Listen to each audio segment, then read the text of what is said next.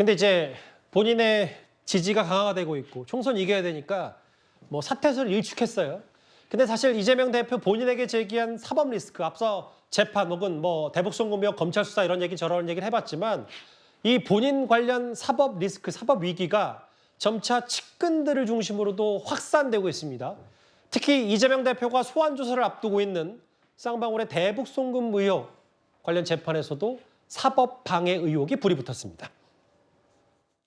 늦은 이 시간까지 기다려주신 또 함께해주신 많은 분들께 진심으로 감사드립니다. 결국 법정에서 진실이 가려질 것입니다. 성남시가 후원금을 강요했다는 진술이 나왔는데 혹시 대표님 지시가 있었습니까? 공소장에 정부가 공모했다고 접수했는데요.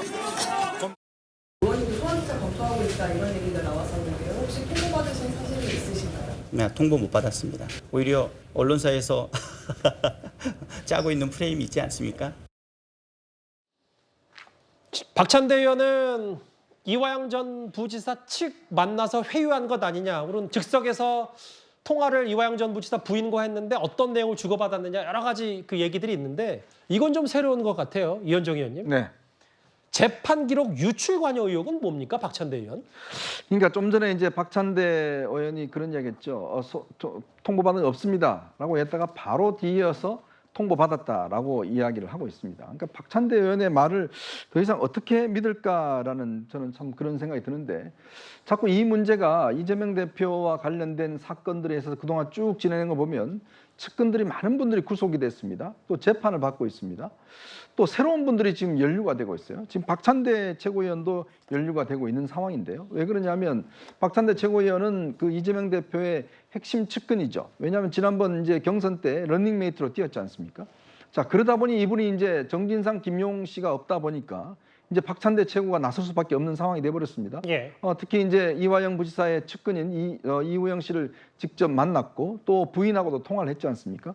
거기다가 이 쌍방울 사건 관련된 이 자료, 쌍방울 이 계열사 나노스의 투자 유치 자료, 이거를 사실은 본인이 지난번에 한번 공개를 한 적이 있습니다. 예. 근데 알고 봤더니 이 서류가요, 공개돼서는 안 될 서류라고 그럽니다. 검찰이 법원에다만 제출한 자료인데 이거를 이제 그 본인이 한 걸 보면 결국은 변호인이 이런 것들을 유출했고 그거를 박찬대 최고가 지금 한 게 아니냐. 지난번 현근택 그 변호사가 그 자료를 가지고 그거를 이재명 대표한테 주고 이재명 대표가 한번 공개한 적이 있지 않습니까? 진술 조서를. 예. 그것도 마찬가지, 이것도 마찬가지예요.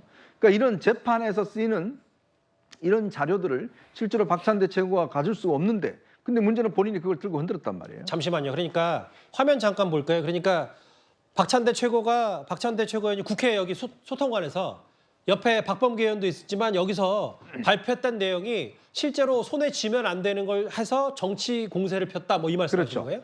저는 민주당의 변호사분들이 꽤 많은 걸 알고 있는데 왜 이런 부분을 가지고 왜 사전에 이야기 못해요? 왜 박범계 의원도 판사 출신이지 않습니까? 저게 저렇게 흔들면 뭐가 문제라는 거 본인이 알 겁니다. 왜냐? 본인이 판사였기 때문에 판사가 제출된 자료를 저렇게 박찬대 최고가 이렇게 흔들어 버리면 저게 문제가 된다. 왜? 어디서 얻었느냐가 문제가 될 수가 있잖아요. 그러니까 그러면서 저는 이게 느끼는 게 지금 이재명 대표가 본인이 모든 걸 책임지고 빨리 조사받고 문제를 해결하면 될 텐데 예. 그걸 안 하려다 보니까 계속 주변에 있는 사람들이 한두 사람씩 다 이렇게 지금 연루가 되고 있고 또 이렇게 사법적인 걸 당합니다. 저분들이 하고 싶어서 하겠습니까? 왜냐면 박찬대 최고도 저거 하고 싶어서 하겠습니까? 본인 뻔히 이거 자체가 문제가 되면 본인한테도 피해가 된다. 왜냐? 잘못하면요 출마 못합니다. 나중에 이게 유죄 받으면. 그런 식으로 되는 거를 왜 그 측근들한테 자꾸 이렇게 피해 범위를 넓히냐는 거죠. 단 하나의 이유. 이재명 대표 본인이 책임 안 지려고 하니까 자꾸 주변 사람들 지금 천준호 지금 비서실장도 지금 소환당했다는 거 아니겠습니까? 왜 이분들을 괴롭힙니까? 문제는 이재명 대표 혼자 빨리 나가서 조사받고 이야기하면 저는 끝날 문제입니다. 더 이상 피해가 없었으면 합니다. 아직은 소환 예정이긴 한데 말씀하셨던 또 다른 이재명 대표 측근 당대표 비서실장인 천준호 의원이요. 글쎄 박찬대 의원 것도 좀 들여다봐야 되고 천준호 의원은 또 이렇습니다. 지금 다 나오는 것들이 사법방해가 다 쌍방울과 관련된 대북송금 의혹이란 말이죠. 여기 네. 보면 고의 지연 의혹이 있다는데 본인은 유감 표명을 했어요. 이거에 대해서 검찰을 비판하기도 하고.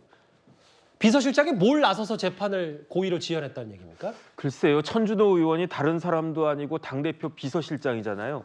비서실장을 소환했다라고 하는 것은 당대표한테 무슨 문제가 있다라고 추측할 수 있는 여지가 있는 것 같고 뭐가 문제가 있을까? 저는 어떤 생각이 드냐면 사실은 변호사는요. 재판에서 증언을 거부할 수 있는 증언 거부권이 있어요. 그렇기 때문에 변호사한테는 또 어떤 문제가 생기냐면 예. 업무상 비밀 누설죄가 해당이 돼요. 일반 사람들은 타인의 비밀에 대해서 이렇게 저렇게 이야기를 해도 업무상 비밀 누설죄로 처벌받지 않는데 변호사는 업무의 특성상 다른 사람의 비밀을 알 수밖에 없지 않습니까? 그 비밀을 아무렇게나 누설하고 다니면 문제가 되니까 변호사는 업무상 비밀 누설죄가 되는데 그런데 뭐 현근택 변호사나 이렇게 통해 가지고 저런 자료들이 누출된 거 아닌가 이런 의심이 있잖아요. 예. 그런데 이 부분에 대해서 김성태 회장이 만약에 동의를 했다. 이런 재판 자료 오픈해도 된다라고 했으면 모르겠는데 제 생각에는 지금 김성태 회장의 입장에서는 결코 동의한 것이 없는 그러한 자료가 누출돼서 업무상 비밀 누설죄가 될 수 있는 것이 아닌가. 그다음에 이런 부분들의 결국 배후에 이재명 대표가 있고 그것을 천준호 비서실장이 잘 알고 있는 것이 아닌가 이런 의미로 그 검찰이 부르는 것이 아닐까 하는 게 제 개인적인 추측인데 예. 아직은 정확하게 이제 그 드러난 게 없으니까 조금 더 지켜보는 것이 좋겠다는 생각이 들긴 합니다.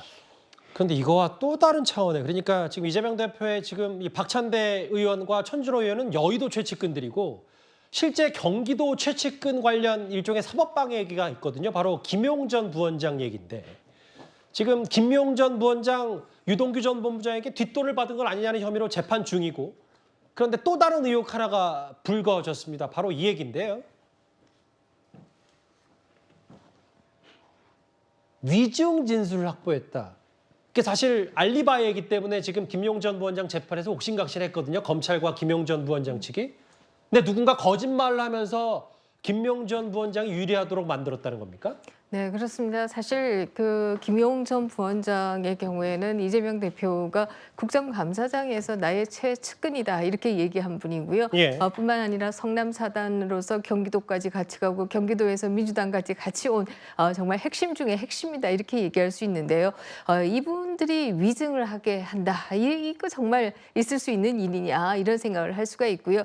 내용은 이렇습니다. 지금 말씀하신 것처럼 유동규 씨가 2021년 5월 3일에 김용 씨에게 돈을 전달했다라고 하니까 김용 씨는 받지 않았다라는 얘기를 하기 위해서 이모 씨와 수원 컨벤션 센터에서 업무를 협의하고 있었다 이렇게 재판 중에 얘기를 했습니다. 예. 그래서 이 검찰에 그날 만났다라고 하는 캘린더조차도 제출하고 그렇게 했었는데요. 결과적으로 검찰이 조사를 해보니 그 당시에 김용 씨의 자동차가 성남에 있었고 뿐만 아니라 컴퓨터에서 이 SNS를 내려받은 또 기록도 남아있고 그래서 이 수원 컴퓨터 센터에 가지 않은 것이 아니냐라고 하는 검찰의 추궁과 결국 그런 가운데서 재판에서 이 이모 씨가 이것은 위증이었다라고 하는 것을 법정에서 진술을 했다라고 합니다. 예. 뿐만 아니라 제출한 그 사진 자료도 역시 조작이었다라고 얘기를 했다라고 하는데요. 예. 도대체 이렇게 사법제도를 우롱해도 되는 것이냐라고 하는 질문을 할 수밖에 없습니다.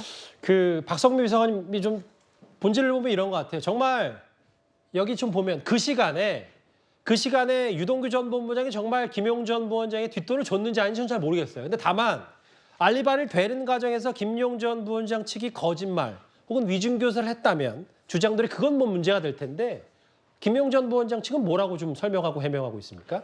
일단 김용전 부원장 측은 계속해서 이 그 재판 과정에서도 보면 뭐 유동규 씨의 말이 계속해서 바뀌기도 하고, 예. 그러니까 지금 검찰의 수사 방식 자체가 유동규 씨 일방의 진술에 너무나 기대고 있다 이런 점은 지속적으로 지적을 좀 했던 것으로 보여요.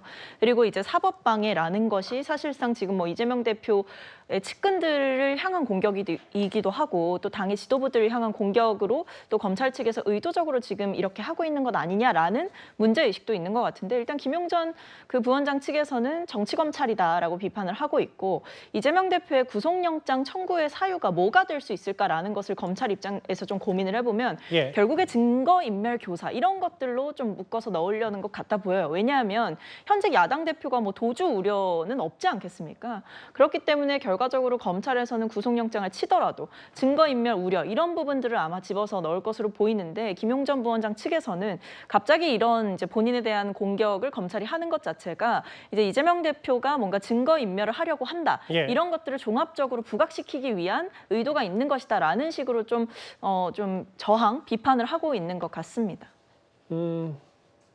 알겠습니다. 이제 뭐 사실 뭐 전사적인 사법방해 아니냐 뭐 이런 얘기들을 지금 검찰은 하고 있어서 수사로 들여다보고 있고 그게 지금 박찬대 의원, 천준호 의원 같은 여의도 최측근 그리고 경기도 시절부터 성남 시절부터 지근거리에서 보좌했던 김용주 전 부원장도 뭔가 알리바이를 허위로 된 거 아니냐 뭐 이런저런 얘기까지 지금 워낙 논란거리들이 많습니다. 일단 이 소식은 여기서 정리하는데요. 잠깐만요. 제가 앞서 그 공익제보자가 얘기했던 이재명 대표 측의 이른바 약봉지 세트 분명히 공금으로 샀고 그 공금을 사용을 이재명 대표가 본인 처방전이 적힌 약봉지였기 때문에 모를 리 없다. 이게 공익제보자 얘기였는데 일방적인 주장에 입장 밝히는 것이 부적절하다는 게 이재명 대표 측 얘기고요. 일방적인 주장이다라고 했거든요. 일방적인 주장이다. 예, 뭐 이현정 의원님께서 논평하실 게 있습니까? 그러니까 일방적 주장이다 말하지 마시고 아니냐 기냐 이야기하시면 될 겁니다. 나 샴푸 안 샀다 그거 내 돈으로 샀다. 아니면 내가 내 약으로 샀다. 이렇게 이야기하면 되지. 이걸 왜 자꾸 일방적 주장이라고만 이야기를 하죠? 그러니까 뭐냐면 지금 이 주장을 했잖아. 일방적 주장을 했잖아요. 이제 물론 아니라는 취지의 얘기일 수도 있는데 일단 아니 말씀하시죠. 그러니까 아니라고 이야기를 안 했잖아요. 그러니까 아니라고 이야기를 안 하는 이유는 지금 뭔가 이 숨기고 있는 예. 듯한 느낌들이 받을 수밖에 없지 않습니까? 그러면 이 지금 제보자는 본인의 증거를 제시했잖아요. 그러면 이거 거짓말이다 아니다. 내 거 아니다라고 이야기하시면 될 거 아닙니까? 왜 자꾸 일방적 주장이라고만 이야기를 하죠? 일방적 주장이 아니라는 거를 이야기를 하세요. 거짓이다 이야기하시고 아니면 고소를 하시든지 뭐 그런 방식으로 처리를 잘 하시잖아요.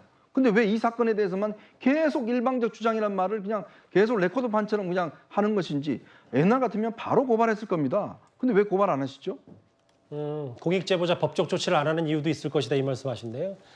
제가 분명히 말씀드렸죠. 뉴스탑10 시간 안에 이재명 대표 측 혹은 민주당의 반응이 나오면 반영과 반론을 하겠다. 다시 한 번만 부탁드릴게요. 이거 중요한 부분이니까.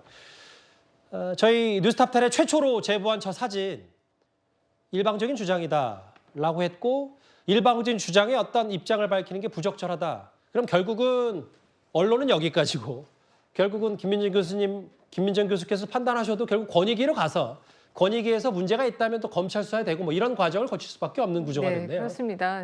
사실 저는 일방적 주장이 아닐 수 있다라고 생각하는 것이 저 모든 것이 배모 씨와의 대화에 들어있는 사진들 아니겠습니까? 뭐 지난 대선 과정에서 나왔습니다만은 뭐뭇을 배치했습니다, 뭐 로션을 갈아놨습니다 이런 것들을 다 글자로 쓰고 사진을 첨부했었어요. 그렇기 때문에 배모 씨와의 쌍방간의 대화 중에 일부를 본인이 찍어놓은 사진이나 이런 것들만 내놓은 것이다 이렇게 볼 수 있기 때문에요. 저게 뭐 결코 일방적 주장이 되기 쉽지 않을 것 같다라고 하는 예감이 듭니다. 알겠습니다. 저희가 이재명 대표 측 민주당의 반응까지 좀 살펴봤습니다. 공익제보자가 저희 뉴스탑10에 처음으로 공개한 저 사진과 함께 발언까지 저희가 해서 여러분들의 좀 판단도 좀 들어봐야 될 것 같은데 일단 댓글 한번 저희가 잘 읽어보겠습니다.